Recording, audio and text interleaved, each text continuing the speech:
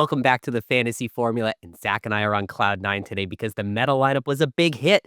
Even with that transfer penalty, Zach, we get to end this triple header on a high note. Yeah, wow. And especially when Antonelli almost screwed it up a little bit. I was a little bit worried with that, but it ended up, especially for us, where we used to have the Norris McLaren Haas builds, we ended up overall, even taking that minus 20, being 26 points up. So happy days into the top 100K.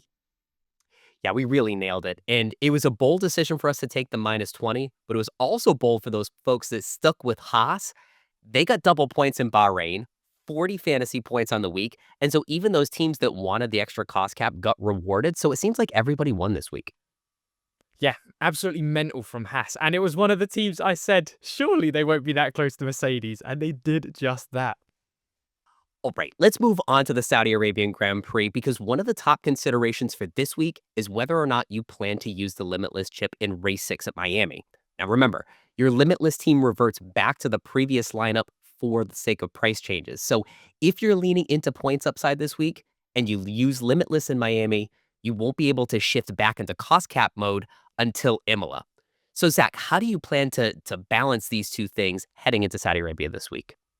Well, we've got a really interesting dilemma on our hands where you've got one build we'll go into a bit more where you play it a bit more safe on the budget, especially having basically less B tier drivers, which sounds crazy, but at the minute there's not a lot that could go up. So you have a few less B tier drivers, hoping that you can carry that bit of budget and then do the Limitless. However, also, it is one of those things where I, for one, am on board the Limitless Miami train. However, if we get one DNF from the likes of Behrman, Ocon, or Hadjar, I think those three are going to be looming around each and everyone's teams. Then all of a sudden it becomes sort of on the back foot and maybe we don't think about it because I don't think I could survive or let my team take that minus 0.6 2 weekends in a row. So there's a lot to think about Limitless wise and it will come down to what Jeddah shows us. So that's the top concern in my mind, but there's another one too, because it's still not obvious between Mercedes, Ferrari, and Max Verstappen who the top five really are after the McLaren duo. So if I don't know exactly who the top five are in the next 2 weeks, I'm comfortable pushing the chip out a little bit longer just to make sure I get it right.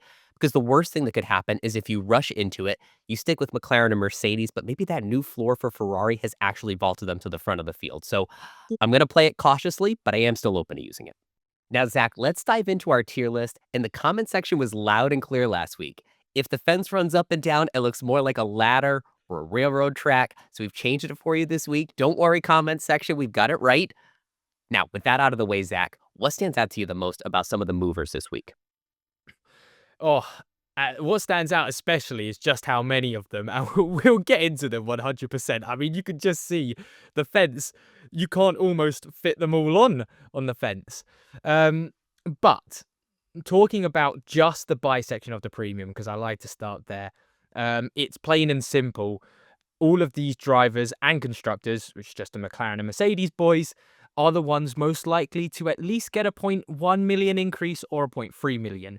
But obviously as well with Piastri, coming off that race win in Bahrain, he looks brilliant. So he looks good on points and for budget. Now, I would like to state with the Mercedes, it's a little bit different depending on what your budget is. However, we'll get to the teams again, but I sort of like Russell or Antonelli as a potential second A-tier driver. I wouldn't really recommend using them as that 2 times. So that's why they are in the buy option for me, but beware because I don't think you should be 2 timesing them. Totally agree with those tier A buys. And if your eyes are moving over to Lando, he's still on the fence for us this week because, like Zach said, Piastri's been performing so well. I don't necessarily think you have to pay that extra budget to get Lando in on your team to have basically equal odds of winning the race this week. So I like Oscar as a cheaper play that could get the same amount of points too. Yeah, it's really interesting, just the premium fence, because obviously, like you said, we've got Norris, and then you've also got the other 2 constructors. Now, we're in quite a fortunate position where the top 4 constructors haven't really had any DNFs. So, well, bar the big Ferrari disqualification, I'll get into that. So we're in a lucky position where they can all really be picked for budget. So then it comes down to who do you think is going to get more points? And looking at Ferrari, Bahrain would suggest them. However, you've also got to remember Antonelli did get quite unlucky. So I still think I am looming towards Mercedes as the best to pair up to McLaren if you're using McLaren and Mercedes over a McLaren and Ferrari. But it looks like a brilliant differential at the minute.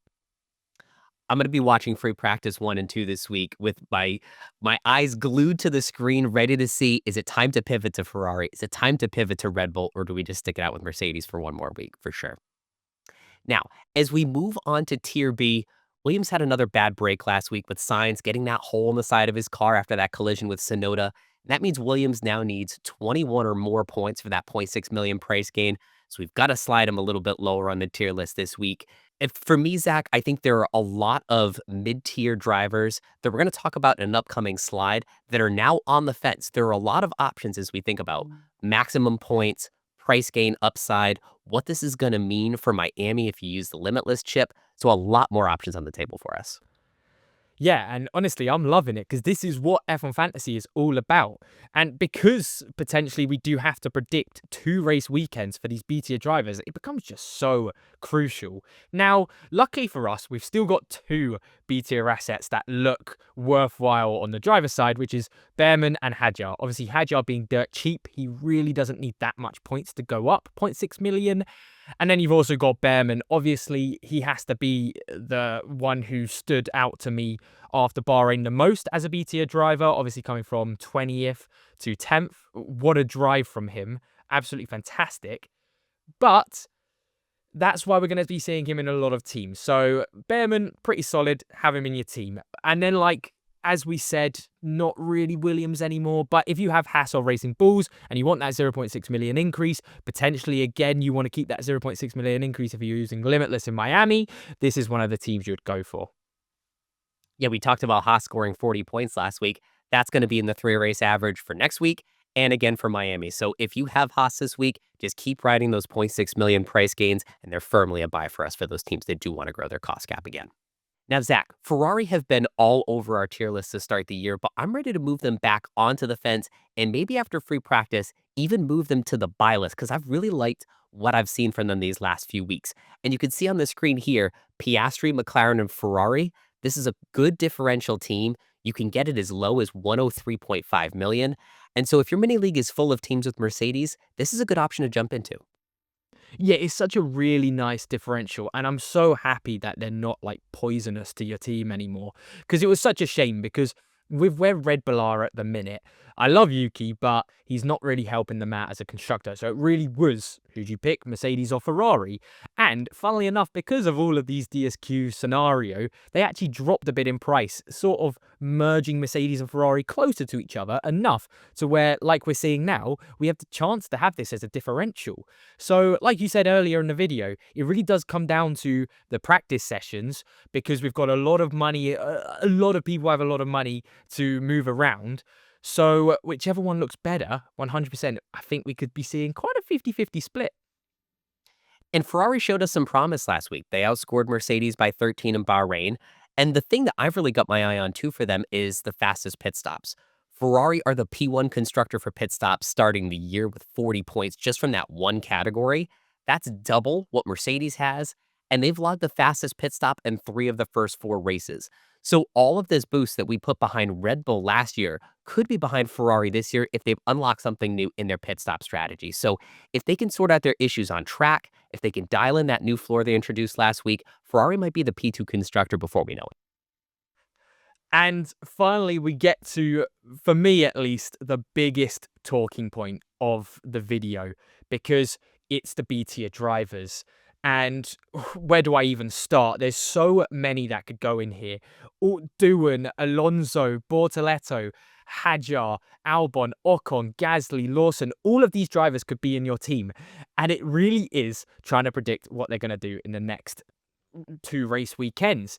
And for now, it is sort of anyone's guess how they're going to do. Albon, of course, he's got quite a high threshold to get up to.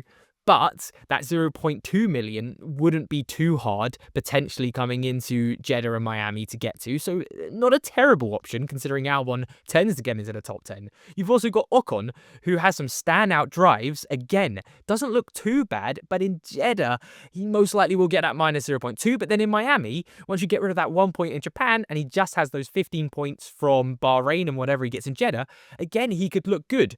Then you've got Bortoleto, a risk-free asset. He can't go down, but he will struggle to go up. And it really does just go on and on and on with every single driver here. And I really do think it's going to come down to what sort of budget you have and how much reliant you want to be on Haas. Because again, there's going to be a lot of teams who go triple Haas again, or at least double Haas. And I know, I don't think it's luck yet, but how much are we risking it going again all out on these Haas assets? Yeah, it makes you wonder how often you play triple Haas before you eventually get burned by the inevitable DNF. There was the double DSQ in qualifying at Monaco last year. They do have these issues from time to time. Now, as we talk about these midfield drivers, the four that stand out to me are the four you see on the screen with Lawson, Gasly, Albon, and Ocon, because all of these guys need between 18 and 24 points for a 0.6 million price increase this week. So that's probably not in the cards. But for those teams that want to use Limitless in Miami, here's what makes these guys stand out to me. If Bahrain is the number one race in calculating the post-Miami price changes, all four of these drivers scored between 11 and 15 points last week. So all you need is a decent week in Jeddah to lock in a bigger price gain after Miami. And so we just need a little bit of good luck with a good race this week and avoiding a little bit of bad luck, like Zach said earlier, because if they get a DNF this week, they're probably going to go down in Miami. So you might have to pivot off of the Limitless to avoid a big cost cap loss. So a lot of things, luck and performance based as we try to survive this week. And this week, Zach and I don't recommend any chips, but I know there's been a lot of chatter about people trying to use Limitless at Jeddah this week. And I think the main reasons are because it's a low DNF circuit, so you won't have a lot of heartbreak, and there's not a lot of overtakes, so those midfield drivers are probably not going to outscore any of your Limitless assets. But remember my point from earlier about Miami. I don't think we know who the top 5 drivers and top 2 constructors are after McLaren. So if you think you can correctly predict them now, maybe the Limitless chip works, but I haven't seen enough to really make it worthwhile for me this week. So I recommend holding on to your chips. Miami's right around the corner. I'm pretty old school with that stuff as well, in the fact that I see a sprint race weekend, I want to use a chip on it. And just, I still can't get over Miami. There's just potential for more points on offer because also I know people have been doing differences in Jeddah if they used Limitless in Jeddah last year compared to Miami last year. But I just want to remember also, I think some of those would have been using Norris. And of course, he had either it was a DNF or P20. I can't remember exactly what he had, but he had a lot of negative points. So that does counter into it. So just be careful if you do use it in Jeddah. It could end up being a lot less points. So, Zach, let's head over to our top teams for this week. And the first one, it's very creative. I came up with it myself. It is a full rollback from last week. So, if you like cost cap upside, points upside, you want to take advantage of the best assets at the moment, several teams that are on a roll right now, let's just have the fun again. Roll back the same team from Bahrain. Yeah, it doesn't look crazy bad, and it is one of the teams I am still considering. And also, there is quite a lot of variation because of all of those different B tier drivers. Like, if you really do think, because I know there's a lot of up in the air about can do and survive Jeddah, because sometimes there is a lot of driver issues there, and he hasn't been the best about that so far. You could easily just drop Doohan down to Bortoleto, and I know everyone could do that because if you can afford to have Doohan, it's cheaper to have Bortoleto. So there are a few slight different variations in this team, but yeah. If you just want to play it safe after Bahrain, if you went to the McLaren Mercedes Piastri build, this is the team for you. And of course, remember some of our discussion about the fence from earlier? You could substitute Mercedes for Ferrari and then downgrade one of those midfield drivers to Gabriel Bortoleto, like Zach said just a moment ago. So you could have a few options there as a differential if you don't want to go with the same team and want to stand out from the pack. Now, this is one that has had a lot of discussion, especially on Twitter recently. I have been talking to a lot of people and back and forth, and this one is just growing on me the more I look at it. And You might think this is completely going against everything you normally say. You love two big constructors with the Piastri. Why would you go back to Haas when you've just taken a -20 there? Well, even for me, this would take 0 free transfers to get there. But in that original team, we have an issue, and that issue is called Jack Doohan. Even if you have Bortoletto, there's nothing really he could do this week.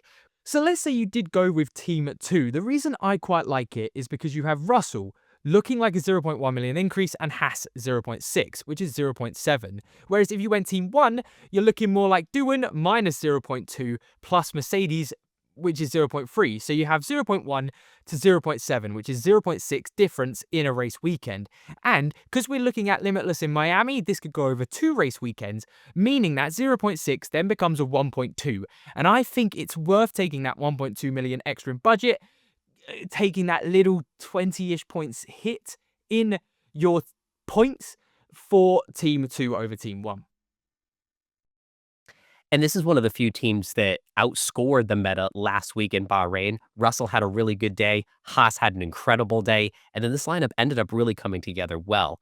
And as we look ahead at some of the benefits of this circuit, again, that low DNF rate might save Haas this week. It might lead to overall low scoring, so this team won't be terribly different from some of the others around it. Then it's just a matter of price gain. And like Zach mentioned a moment ago, this one's where it's at.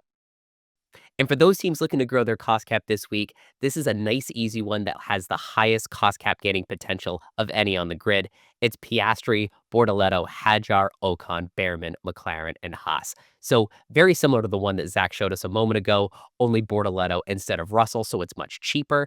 And then you have all of those Haas assets that will hopefully grow in value for you this week. Yeah, this team really is just for anyone who can't afford those big teams at the minute and you're still trying to get your budget up. And it's quite nice because a lot of people who would bring this team potentially could then keep one free transfer going into Miami. Now, of course, with this team, you could also limitless quite easily and get a lot of budget, which might be the way that you go. But let's say we do get some DNFs and all of a sudden Miami doesn't look great for a limitless play, then all of a sudden you're sitting quite nice because then you've got free transfers. You've built budget in Jeddah, and now you potentially could move away from something like this. So it's really nice for anyone who just hasn't really got that budget yet, and you still want to score decent points, get good budget. It's got everything really for anyone who's, yeah, like I said, not a lot of cost cap to their name. Now over to the fan amp picks for last week. And Zach, my man, you're back on top, but let's not show these scores to Terry. Yeah, I don't know what's happened there with Terry. But yeah, it was one of those weekends where I can't be too greedy, but I was so close. So close to having another perfect top 3. Again, Norris. Norris definitely did me dirty a couple of ways this weekend by not just getting that second place. But yeah, like I said, can't complain. I'm doing brilliant at the minute on these predictions. Great work, Zach. And remember, you can play along with us every week for a chance to win a great prize from Fifth Gear Garms. Just head over to the FanAmp app to start playing today. And of course, congratulations to MN Sessions, who won our prize from last week. So, of course, as usual, make sure to come join us, come battle with us over on our featured league, the Fantasy Formula. We have over 50k people in it at the minute, which is just absolutely crazy. And huge congratulations to Mikey Psyche F1 team. Adam, what did they have in their team selection? So this is a team that's run a lot of the chips to start this year, but they did run the meta. The only difference was that they had Bortoletto over Ocon, and I assume that's due to cost cap limitations. But also, before we move on, I love the name of team number 2, Slick and Tired. It's probably what a lot of us are feeling at the end of this triple header. We'll be back this Saturday ahead of qualifying for Saudi Arabia with our deadline Q&A stream. Make sure you send us those lineups through the FanAmp app. And as always, Zach, Terry, and myself will be in there giving you some of our feedback ahead of this weekend. And we can't wait to see you this Saturday. We had a ton of fun for Bahrain. Hope you can make it again this week. This time as well, hopefully we'll have slight variations in our teams. But yeah, it very much was for Bahrain, one team that stood above them all. But luckily this week, it doesn't look like that at all. Yeah, we have to come up with a different team. Terry can't keep beating us all season. He's going to be talking smack for 20 more races, so we've got to come up with a new team this week. Thank you all for watching. We'll see you Saturday. Take care.